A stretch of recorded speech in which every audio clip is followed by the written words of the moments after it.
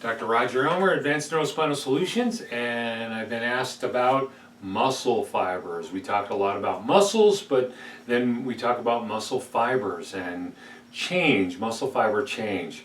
Now we're not talking about cardiac muscle and we're not talking about smooth muscle.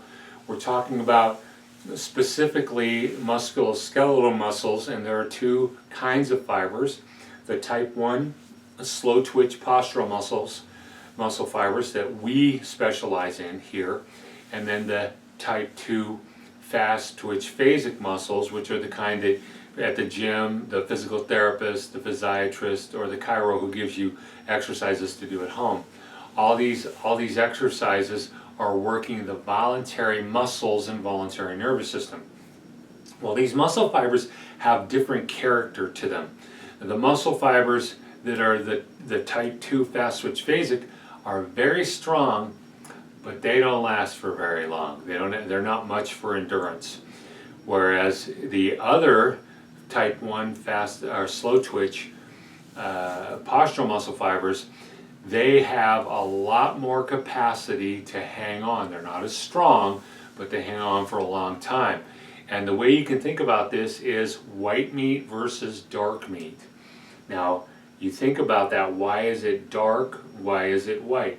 White has less blood flow, and so the dark meat has a lot more blood flow. Well, the dark meat has a lot more blood flow because the cells need more blood, because they're going to be sustaining longer. They're going to have to hold on. They're going to have to do more work over a long period of time. And so those are the type 1 fast twitch phasic muscle fibers, the postural muscle fibers. That's the dark meat part of it.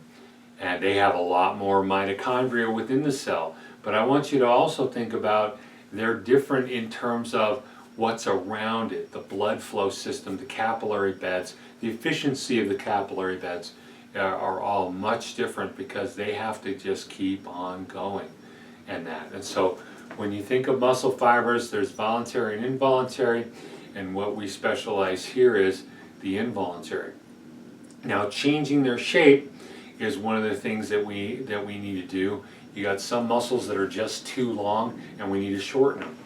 Well, in shortening them, it's a lot like when the woman gets pregnant and the baby starts to grow, and the muscles elongate, they get longer, and they have these little contractile units called sarcomeres, and they tend to telescope, and you got a lot of them down the line, and they're telescoping, and as they telescope, the muscle gets shorter, and as they let go, the muscle belly gets longer.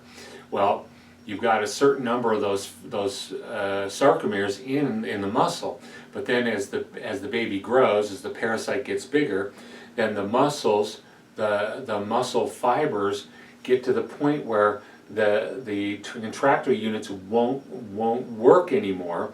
It's totally inefficient, so the brain says, let's add some sarcomeres. So it puts on some more sarcomeres so that it's more reasonable, so that we can start contracting those muscles again.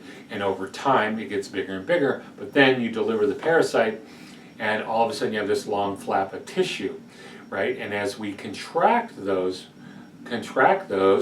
it's like, wow, they're always contracted. Good, because as it's contracted like that over a long period of time, as it's spasmed over a long period of time, the brain goes, this is totally inefficient, we need to get rid of sarcomeres.